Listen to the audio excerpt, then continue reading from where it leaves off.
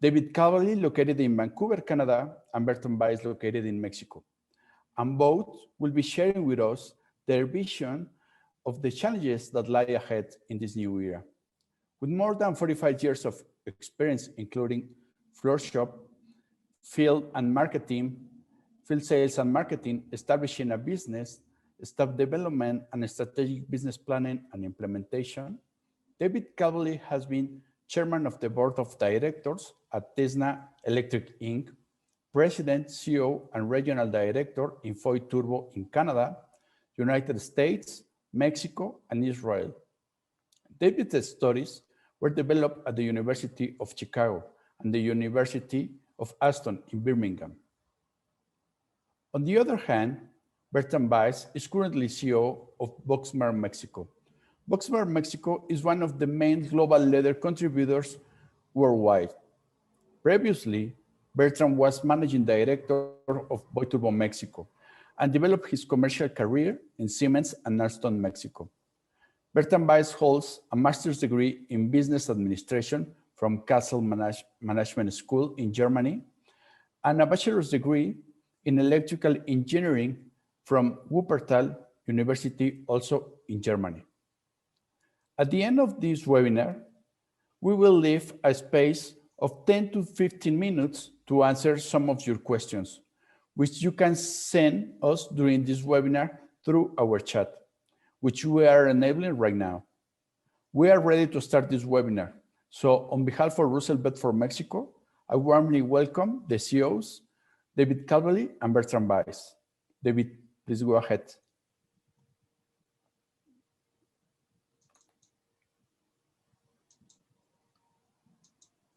So good morning, everybody. David Cavalli, I'm talking to you from Vancouver Island off the west coast of Canada. And first of all, just like to say thanks to Hugo and thanks to Russell Bedford for making all of this possible. And thanks to all of you for tuning in. I realize that you're from a wide range of backgrounds, wide range of positions, but always time is valuable and it's much appreciated. Last week was a webinar by Bart, who did an overview of COVID-19 and what it's meant to us all, some really good background. And today I'd like to just pick up from there and talk about a couple of the challenges and opportunities that we're going to have. So first of all, the world's economy will obviously not quickly return from pre-COVID status. But there are opportunities. Government investment is going to restart economies, and more business will be transacted online. There'll be winners, there'll be losers. The idea today is simply to make sure that you guys are one of the winners rather than the losers. And then following that, Bertrand will come in and talk a little bit more about why communication becomes even more essential. But the idea today, we're going to show a lot of slides, a lot of information. I don't want you to try and analyze all that information while the slide's on screen. It'll be too fast. We're not trying to do all of that. The idea is to prompt you to do your own research and find out what's applicable to you. So moving along, the 1 year in, and obviously the pandemic is still raging. You can see here the numbers for January have reached the highest numbers, and this is a moving average from the World Health Organization. You'll also notice that Europe and the Americas are the two hardest hit areas. That's not good news for those of us living here, but one positive thing to come out of that, if there is, that distribution, is that these are the areas with access to vaccines and indeed probably the financial resources to do some recovery. How has that gone so far? Well, how did stock markets perform during the crisis? Interesting to note that the Kospi, the Nikkei, and the Shanghai composites have obviously done the best. These have been the guys who have been least impacted and obviously have the financial resources to optimize. The Dow's perhaps a little bit different, because despite high infection and recovery rates in the US, they've shown a very clear increase, probably the result of heavy investment, some tax change policies, and certainly a K-shaped recovery. The UK, of course, at the bottom, they're heavily influenced by Brexit. And what's to head? Well, if we look at projections from the World Bank, they expect a recovery. By 2022, they're thinking that we'll only be 5 points lagging where we would have been. So that's a positive outlook. That assumes, by the way, in their definition, that all of the government policies that have been announced get implemented and are successful, something that's probably highly unlikely. And if we look at the vaccine rollouts that are going on at the moment and the glitches, almost impossible. So let's have a look at a couple of examples. All right, the film industry. As you can imagine, existential crisis. From 12 billion to $2 billion in 1 year. Not just making films, as you can imagine, releasing films, but of course, so the places where people go to, movie theaters, cinemas, if you're in a different Anglo part of the world. Maybe some of them won't survive. Some of them have switched to being sports bars, by the way, little innovation. But maybe they'll be replaced by streaming online content, but also virtual reality in the home. And there are always winners in such situations. Netflix, for example, grew from 167 to 204 million subscribers in 2020, and they expanded globally. Sales of televisions, video games, they were up significantly. And the film industry might be $12 billion before 2020. But if you look at things like salty snacks, popcorn, people like to eat popcorn while they're watching movies. That's about a $27 billion business. And in the middle of 2020, it was growing at between 5 and 10% a year. 10% of 27 billions, a lot of popcorn. Another industry, obviously a crushing impact on international tourism. If we look through, but a bad news scenario, but then there's been offsets. Outdoor activities, of course, because transmission rates are lower when we're outdoors, they have improved considerably. And with that, hiking, bicycling, boating, kayaking, all of the equipment that's gone with that, they've boomed. Small online stores have developed from sometimes high street stores forced to go online, and they've had some of the best years ever. Sales often limited only by supply chains. And then, of course, service providers in those sectors. Getting your bicycle repaired over the last year, sometimes not so easy. And what do people think about tourism and looking ahead? How well are they going to recover? Well, that's a little survey that was done quite recently in the United States. One can say there's going to be regional variances, country variances, but clearly it shows that everything from traveling abroad, going to a sporting event, going to the shopping mall, those things are going to take some time to recover. So there are opportunities, if you look carefully at what people have switched to, that maybe there's something there for you, particularly in the business to consumer sector. Regionally, obviously COVID-19 has wreaked havoc across Europe.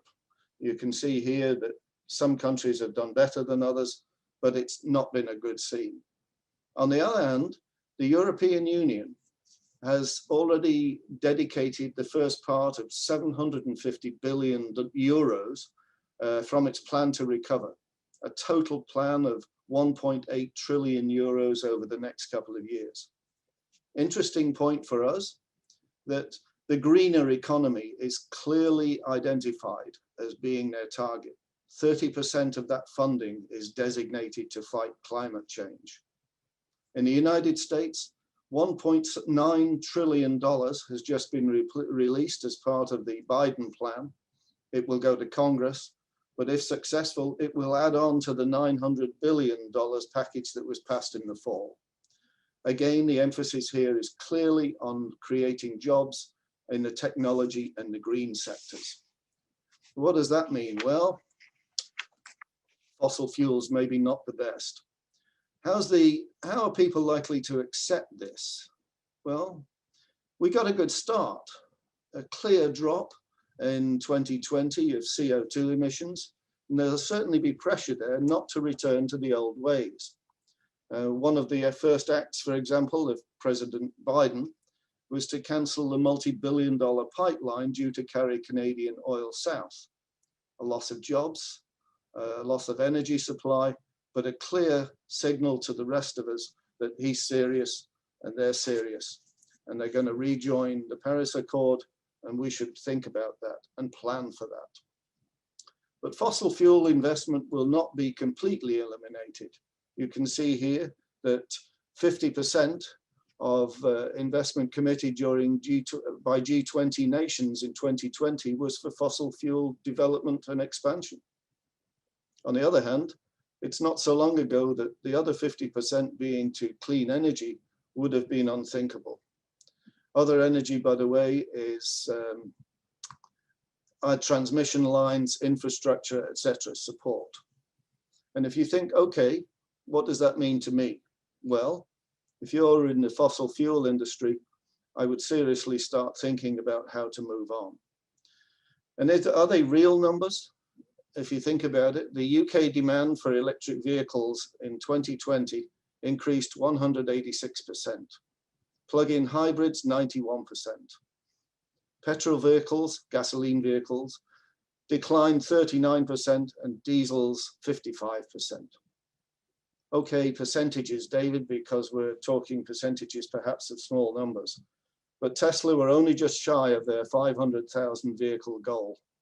And Norway passed their target of 60% of vehicles on the road being electric last year. On a positive side, if you're wanting to look outside of perhaps coal mining, a good idea, mining for precious metals and materials, for example, nickel and aluminum, they are projected to increase 14-fold between 2019 and 2030. So if you're a businessman, well, some ideas there, maybe a chance to shift and time to do it. Also think about how you're going to go to market. You've already recognized the importance of online platforms such as Amazon, Alibaba, eBay. Again, particularly in the business to consumer market. What did it mean? Have a look at Amazon's workforce growth. They're just approaching now, because this is already Q3 2020, 1.2, 1.25 million employees. Quite a large company. They're also expanding in infrastructure. They bought recently 8 new aircraft back in December. If you're doing the same and you've gone online, that's good. You might want to think about using something like Amazon as a third-party sales outlet. But what about YouTube? Presumably you're doing YouTube. Are you doing other social media? Are you on Twitter? Have you asked yourself that question? It's not a bad idea to start thinking. And if you're in the B2B section, you've got to think about your presence as well, because certainly people have got used to buying online. And that means that they look to do the same thing in their business role. That's not a bad idea, but it means that you've got to be prepared. It's going to be a long and strong look to take a look at how you go to market. Maybe your local distributor, which has always been the backbone, you simply send the stuff to him and he sends it off. But he also has to think how to go to market. What's his role? Does he still carry large inventory? Or maybe that inventory rests with you and you can ship overnight. Fast response will be critical, as you can imagine. Customers don't like to be kept waiting. And online support will be essential. Even as a manufacturer, have you got all of your nice online supports through your company website? If it simply shows a nice picture of senior management, maybe a little history of the company, perhaps a couple of pictures of your head office, a link to investors and whatever, then certainly you've got a world-class website. Unfortunately, it's probably third world. You need to have up there your manuals, you need to be able to define your product, you need to be able to offer online service support, support with text so that people with questions can answer them. You very seldom buy a car online these days, or you do buy a car online these days, you specify it and then that specification goes to a dealer. You've got to think along the same lines. And for service companies, companies like our good friends Russell Bedford, companies in the accounting business. It's not that long ago that Deloitte was simply an accounting firm. Now they are huge and they're doing a lot of things. There's an example, for example, a $16 million contract recently, as you can read, to build the national computer system to manage COVID-19 vaccine rollout. These service companies should obviously have a think about where their marketplace is, giving support, IT support, because that'll become important. Other things that have changed, well, we've got a more flexible working environment. You can see that we're looking here at working from home. And that's really good. Your team's going to become more virtual. They're going to get used to it. You as from an employer point of view, you're going to make some changes. You're going to have less demand on office space. Overhead will drop. How about the other side of it though? What about the relationship between groups that are working? Has your HR department thought about that? Have you done training programs for home workers? That might be an interesting thought. How about your salespeople who are working remotely? Clearly, you know, making a sale remotely is very different to making a sale face to face. Have you thought about a training program, how to do that? Have you implemented it? What about an internet upgrade for your home office? The other thing, you're probably going to end up doing less travel in future. When you assess it, maybe 30% of those visits that you were making overseas or around the country weren't necessary anyway. A good cost saver. Just don't throw the baby out with the bathwater. And for the employee, well, there's a picture. 43% expect they'll work more remotely in the future. They're going to, only 35% say, yeah, we're going to maintain former schedule. And probably a hybrid is going to come up. It's going to be nice. You get more flexibility in terms of your work schedule, perhaps a better work-life balance in going forward, less time commuting, even an opportunity to relocate. You think of places like San Francisco, where the tech companies there are finding that many of their employees can move out of town and operate quite productively from remote locations. On the other hand, the negative side, if you don't have a huge place to live, then you're maybe on the kitchen table and you're surrounded by family members and their demands as well for your attention. As an employer, you have to maybe address some of these. You maybe have to address those concerns, but you have to think when you're hiring somebody that working remotely might be seen by new employees as being a real positive item. So how are we going to respond? Well, UK companies in a little recent survey came up with these numbers. And while cash flow increase is always important, particularly if you've got good ideas as to what to do with it, reducing costs might not be the best thing to be thinking about. I often think that when we come to reducing costs, we sacrifice innovation, new development, new thinking. We reduce, obviously, you know, our ability to introduce new products, expand. When you think about expanding by acquisition, don't think so much about simply grabbing market share. Don't go back to yesterday's market. Think perhaps about moving into a totally new area. And if you assess your business and it looks like, well, mine is heavily into coal mining, fossil fuels, or maybe I'm in Mexico and I'm making components for car engines. And maybe you have to think about, I have capabilities that this might be a good idea to sell my business as much as, or merge as much as purchase. So what does all this mean? It means the CEO has to develop a strategy, a vision. We have to think about not just recovering to what was before COVID-19 or some new normal. That wouldn't be a good idea. We have to think about what will be down the road. And how do we start with that? Communication becomes essential. I would say that start listening. Listen to your customers. Ask them, what do you see in the future? What do you need from us? What do you expect to happen? What are your demands? Are you going to be operating remotely? How can we best serve you? What products do you think you see? You're going to serve, and I'm skip one, or you can talk to your employees. They know what they want. They know what they can do. And I would say, ask them, be upfront with them. Tell them that we're going to face some challenges, or tell them, hey, our challenge, guys, is simply to keep up with demand. How do we do that? Stay in contact with them. With your shareholders, with your board, maybe you've got to explain to them that now is the time for investment. Now is not the time for big cutbacks and grabbing market share. Maybe now is the time for real thinking. We have to think, quite honestly, okay, where will we be in not just 1, 2, and 5 years like we've got plans, but 15 years, 10 years even.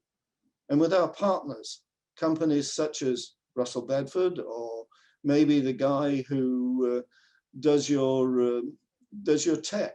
You can't leave things just to Bob or maybe even Margaret down in the cellar who's running your internet system. You're probably going to need some help. Look around, and then finally put that together and come up with a really nice strategy and share that. Go back and share it with your customers, share it with your employees, share it with your shareholders, and listen again. Because the idea, guys, is don't just build back better. You've got to build back the best. So thank you. That's my part of the presentation. And I'm going to hand over now to Hugo, and we'll see how we go.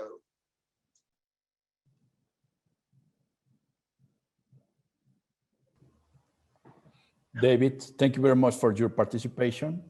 Now it's time to listen to Bertrand Weiss. Bertrand, go ahead, please. Yeah, thank you very much. Hello, everyone. Thank you, David. Good presentation. Thank you, Russell Bradford. My part is about to talk a little about communication. I want to put some emphasis on what's going on and how can we adapt to the new situation, giving you some ideas. If we talk about communication, we have to consider that catastrophic events and game changers not happen randomly. There is mainly or often a previous history to that we have to consider. So I'm quite sure that every one of you is already thinking about what to do and what might we can do, but just consider some situation. David, maybe next slide, please. David, yeah, thank you. So no, you just bring. Can you go back one slide, please? Okay, I go on this slide.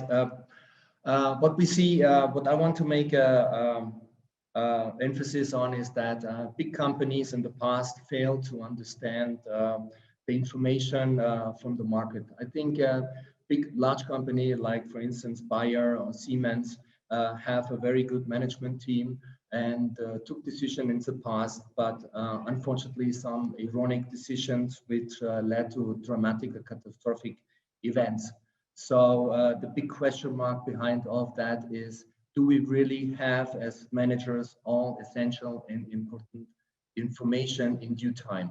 Can we really make management decisions counting on information in due time? And often many companies sit back and rely and think that they are the best in the game, and an unfortunate situation might happen. So in this case, everybody wants that something happens. David, next slide, please. Oh, this is the previous one. Can we just jump one more, please? Yes. So in a catastrophic event, when the management doesn't know what to do due to lack of information, everybody stands up and asks and shouts for the superhero. A superhero shall arise to change the situation, shall help how to get out of the situation. But these superheroes are very seldom. And what is really up to the top management is really to understand what is going on. We cannot rely that every company has a superhero, but every company has a management, and the management team is able to adapt and change the situation. The question mark is, how can we do that? How can we adapt to the new situation? How can we convert ourselves in the hero that can manage the situation? So, David, next slide, please. What I consider in this point of time when we really have to start, where to start with to be the manager that can manage the situation is, we have to consider with our employees. What are we having in our headcount? What are the people we are working with? Do we really understand our own stuff? Do we understand? Since René Descartes, we already know that the people think. Everybody is a human mind. We need to understand that everybody perceives and understands the situation different.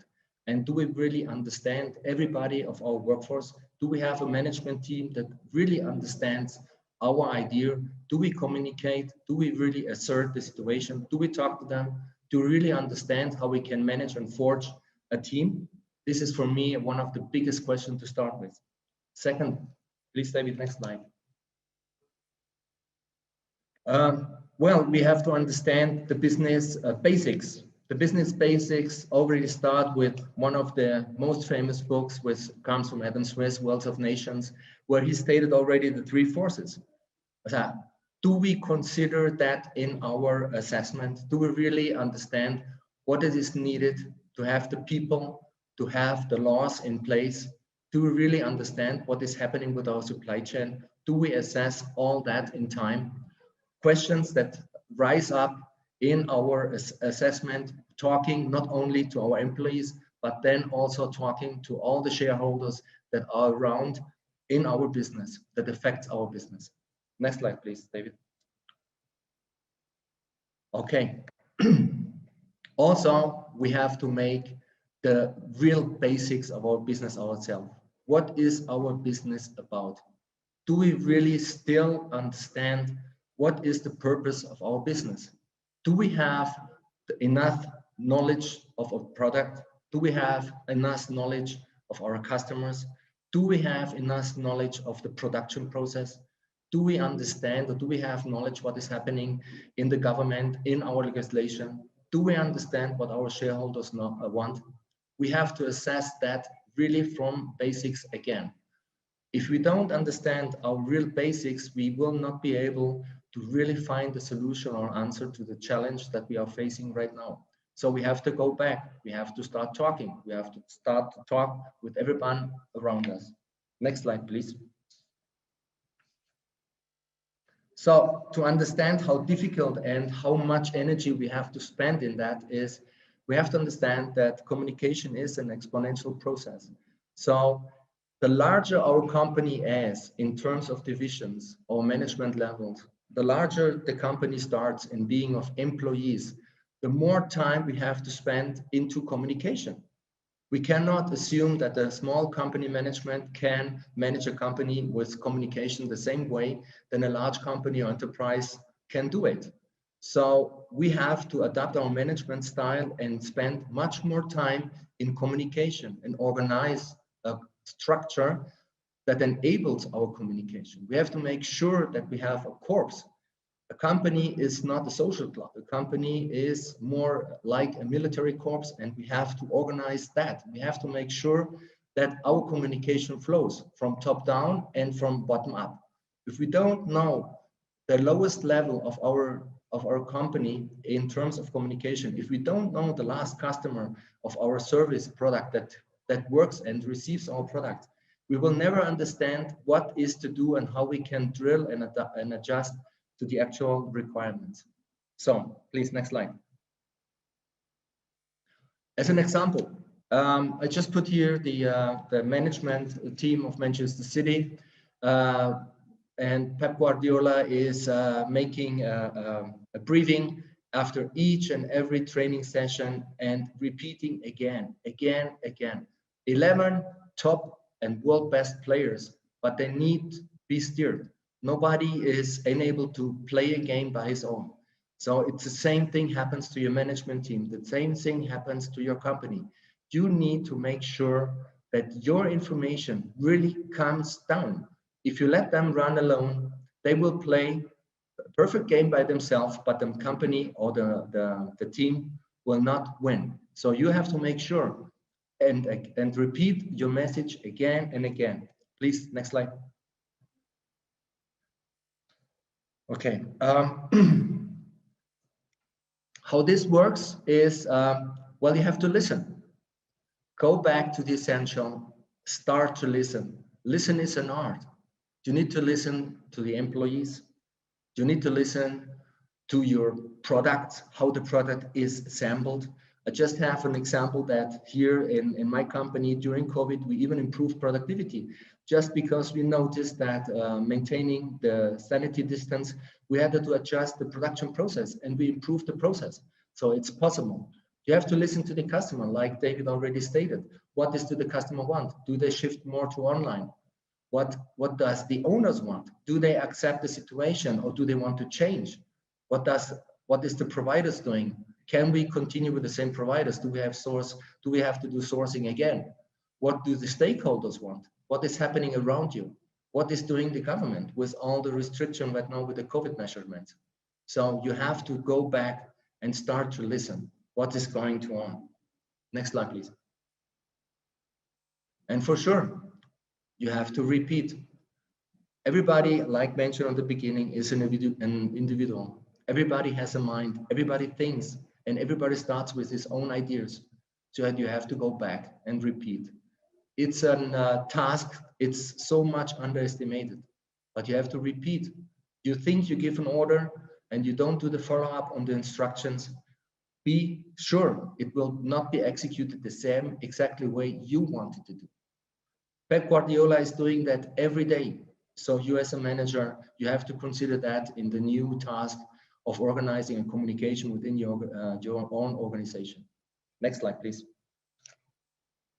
So if you start to communicate, you can forge a team, and you can forge a team like Liverpool did with big individuals forged together and they jumped up to a champion. So the actual situation, the actual environment, there are opportunities. You have to consider the individuals. You have to reconsider your actual business. Consider the basics. What makes a business? Do you understand your product? Do you understand your services? Did you visit lately the production process? Is everything working you really want to know? Listen, communicate to everybody around you. Consider your team, consider your management, consider your employees. Consider options. And at the end, adjust to the challenges. Persist, repeat again. And forge a business and be an integral part of your own company. So, gentlemen and gentlemen, this is my major message. Thank you very much. Hope you enjoyed the presentation. I'm going back to Paniagua, please.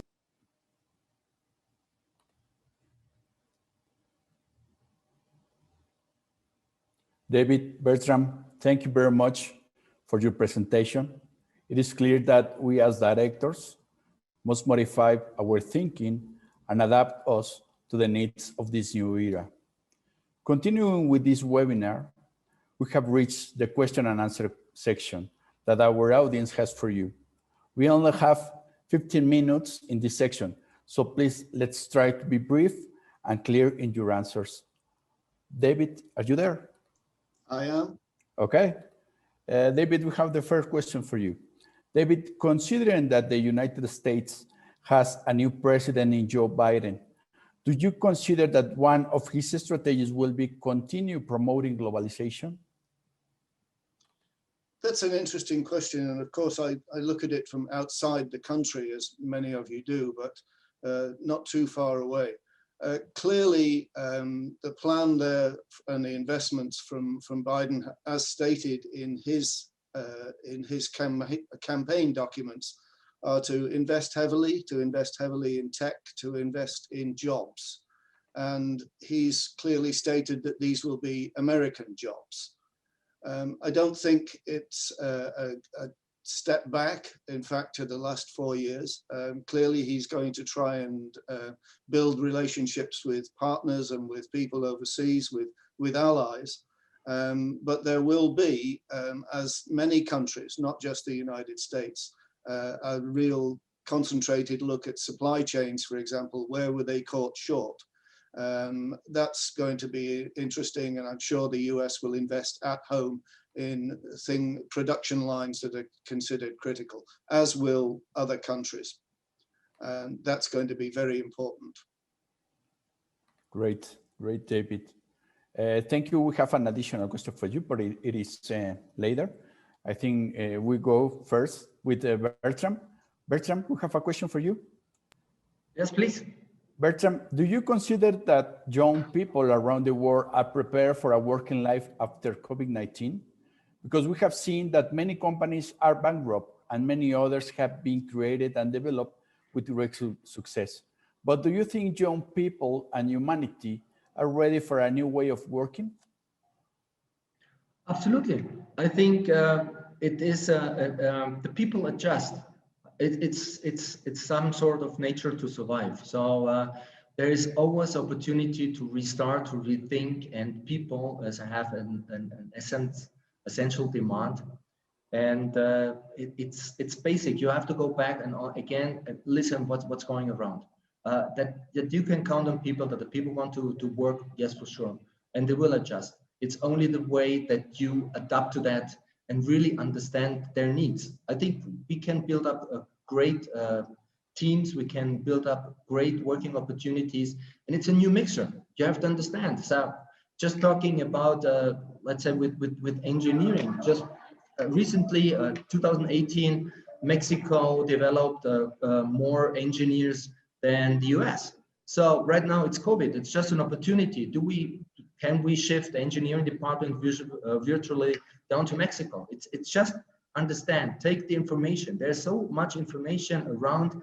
We stopped really to consider all this information, and it's like I mentioned, it's just recess and start to build again. It's not the old world. You cannot build back. Okay. Okay, great answer, Bertram. I have another question for both. Please, can you answer? What are the specific strategies that can be applied immediately that we can share with the most effective industries, hotels, tourism, entertainment? What are the specific strategies that we can apply? What do you recommend us? A comment, if I would make, of course, I'm very fortunate that I live on Vancouver Island. Victoria is quite a major tourism center, and we've been hit very hard. No cruise ships, no visitors, etc. So we're somewhat familiar with that problem. We have to think, all right, in the immediate segment of that, there's sometimes very little that can be done instantly, but you have to plan for when we are coming out of COVID.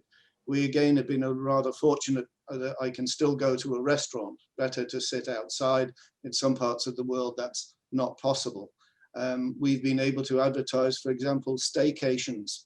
And I would think that that's a good thing, where people don't travel overseas, but rather look at the beauty of their own country. And I think I would be looking at hotels that would promote that. They also looking at, we have the thing with snowbirds here, where a lot of people would leave Canada, don't know why, but go south for a warmer winter. And of course, our campgrounds here on the West Coast are full. So there are up times for some of that. But I truly think that it's look at alternates. You have to attract a different audience. Look what's possible. It's a very difficult situation. Great. Thank you, David. Bertram, you have some comment?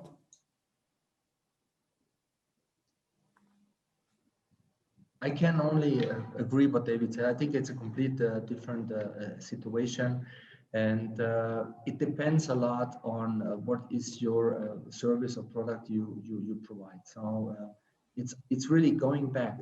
It understand what are the levels, what is really triggering what you are doing, and adjust that. You depend on the customers, and you have to understand first your customer, maybe his requirement changed. And then you have to introduce that back into your services and product to the actual time. So many things change. So most likely it will be more online, but it depends so much on every company itself. So you have to understand what is really your unique selling point again, and really set it up from the beginning. Not change, just adjust it. Okay. Thank you. We have a lot of questions, and for sure, hopefully you can answer them. Okay. Do you think changes in education due to COVID will impact the level of knowledge and experience for our future employees? What do you think, guys? That's a difficult one. It's a bit outside my sector, I'll be honest. I can only imagine that, quite honestly, in-person education is always going to be the best, whether it be at-home education or indeed in the school setting. And certainly, you know, around the world, governments have made a great effort to retain that. I don't think that there'll be a long-term impact. Certainly, you know, kids are pretty bright, and I think they'll catch up. That would be my feeling. Great. Bertram, you have any comment? It's absolutely not the same again. I see that with my own kids. They adjust. It's amazing. So they're not dying. So COVID did not appear, and they died at home. So it is they are adjusting. It's different. It's online school.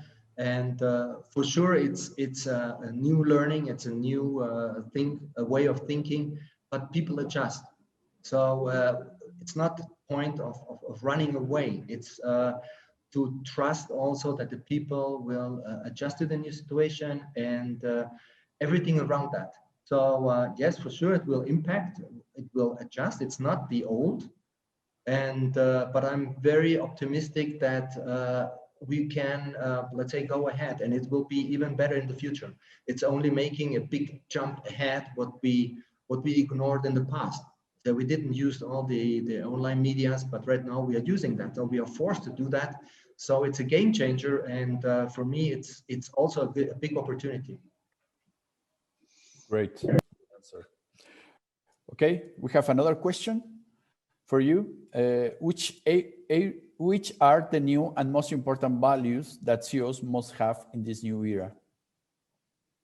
What do you consider? Bertram, perhaps you want to tackle that one first.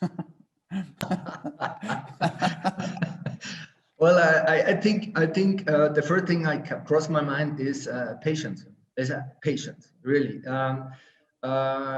First of all, you really panic and you want to run and then hide and what the hell I'm going to do, and you have to sit back.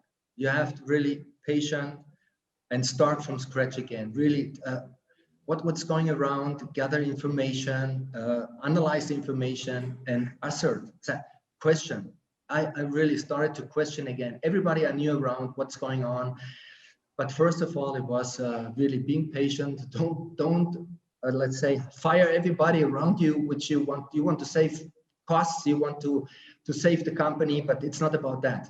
So stop, just calm down, be patient, and then start listening.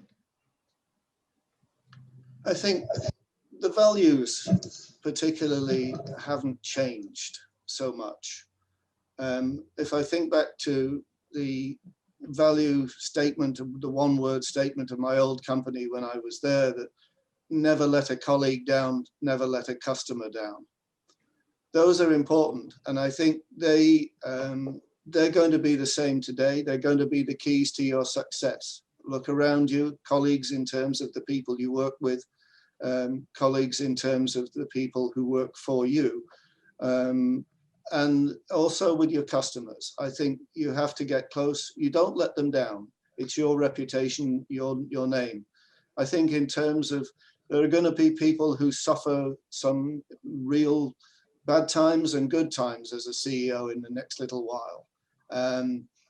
There are going to be some real success stories. The only thought I would have for them is be careful of who you tread on the way up, because you're going to meet these people on the way down.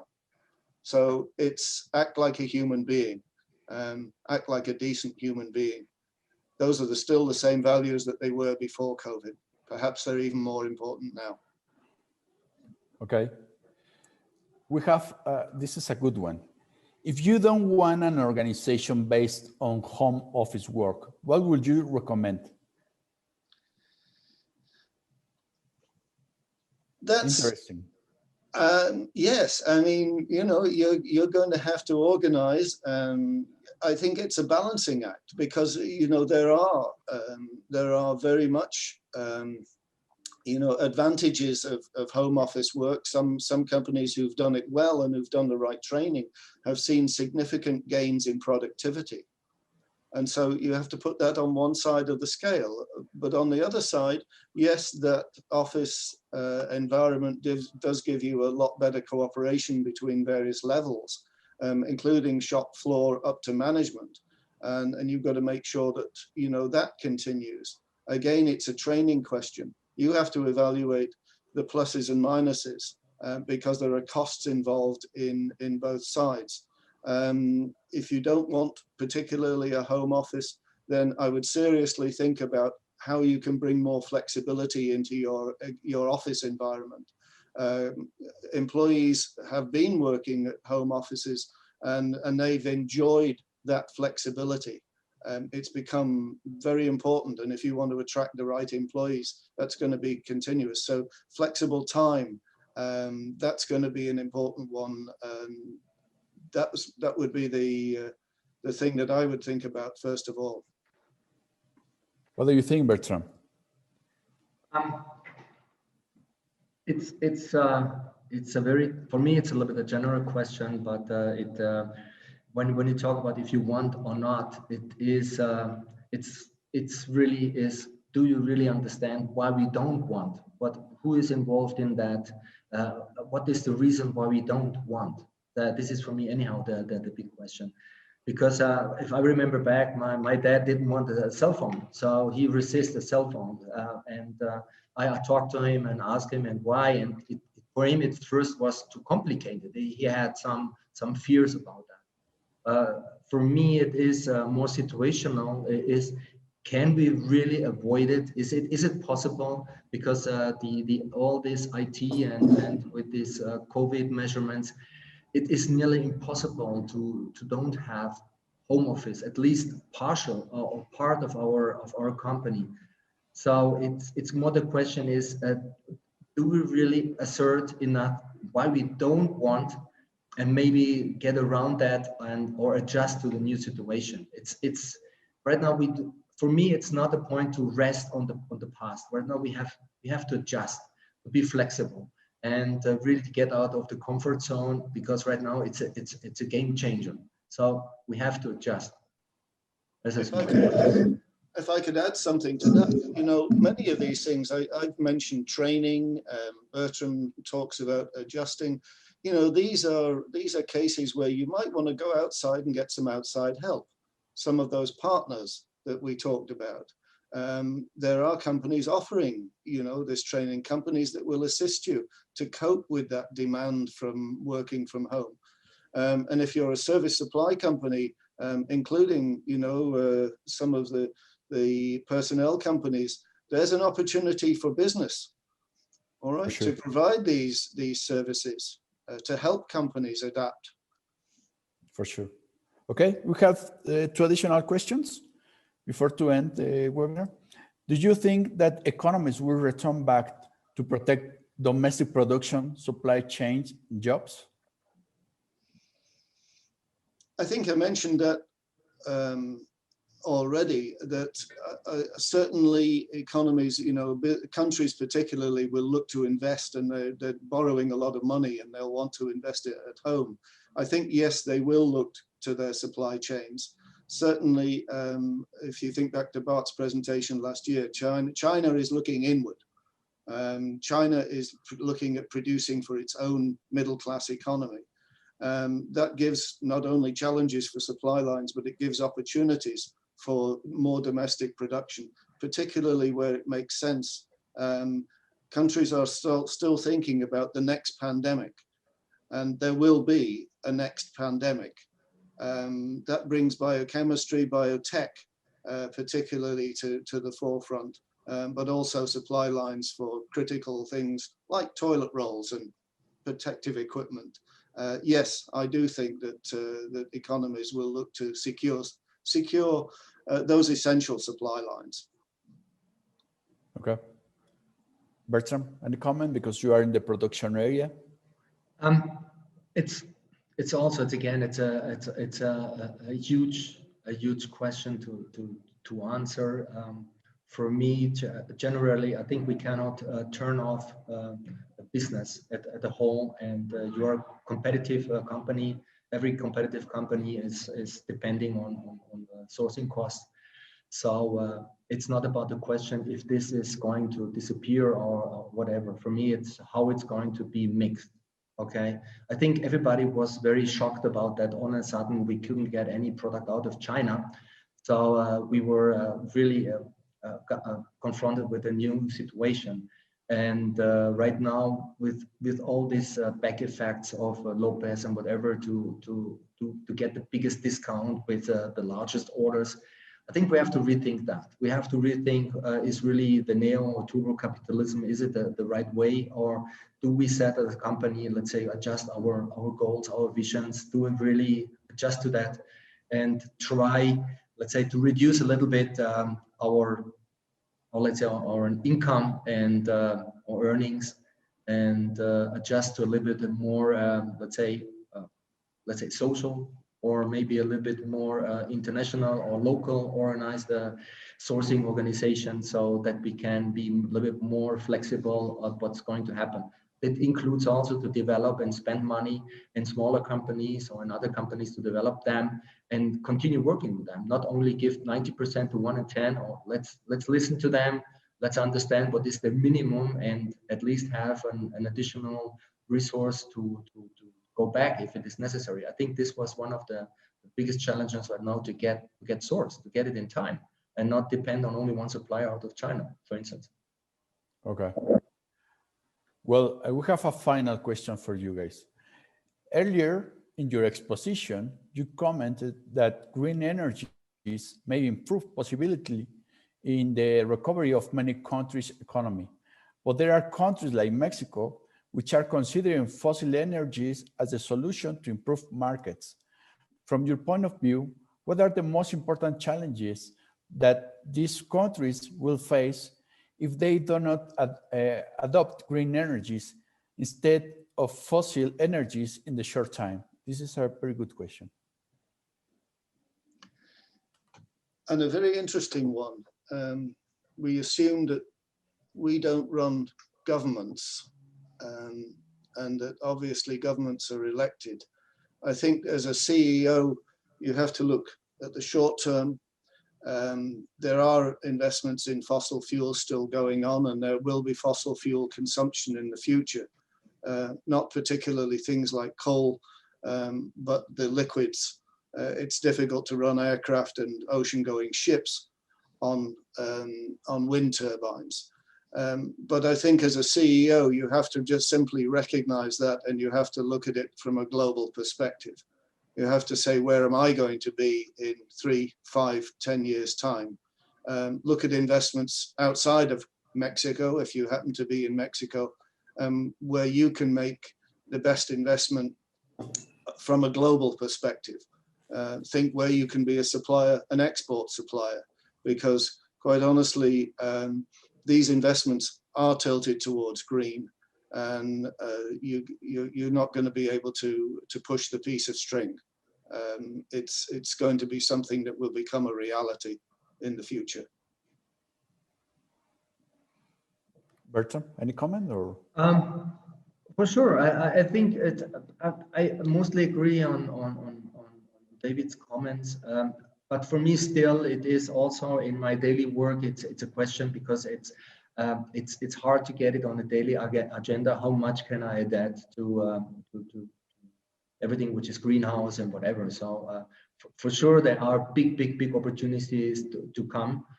Politics are changing right now in the US. I think it was a big change right now. They're going back to the green. Before that, nobody really knew. One day before the votes, what's the next step will be. There are large companies. Russia is going back to coal. So all around the world, there are different things. Anyhow, it is necessary. It will come, and I think we have also to start to think about the regions where we are and how much are the demands and how can we prepare for the future. But it's not, let's say, as a company spoken generally, it's more, let's say, regionally related, because not every location really rewards your efforts. So here in Mexico, unfortunately, we do not spend and get no rewards if we are too active.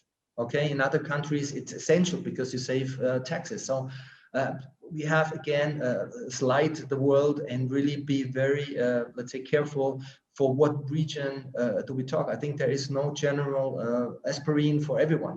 It is really very regional and very location-based decision. One quick word there, Hugo, if I have a moment. I would suggest people take a quick look at the annual report, the last annual report from the International Energy Association. It's quite a detailed report. It projects global trends and based on some good information. But for power generation at the moment, for example, new installed power generation, the cheapest energy you can build is solar, followed by wind. That's today, and that's without government subsidies. So investing in new coal, new fossil fuels, not necessarily the best bet. Okay, great. Well, guys, unfortunately, our time is over. So to our audience, in case you have any additional comment or questions, please feel free to send them to the following emails that you can see in the screen right now. So I would like to thank to David and Bertram this great webinar. You both taking time out of your busy personal and professional skills means a lot to Roosevelt from Mexico. Again, thank you very much and hope to see you soon, guys. Thank you. You're welcome. See you. Really appreciate it. Thank you very much, David, for your time.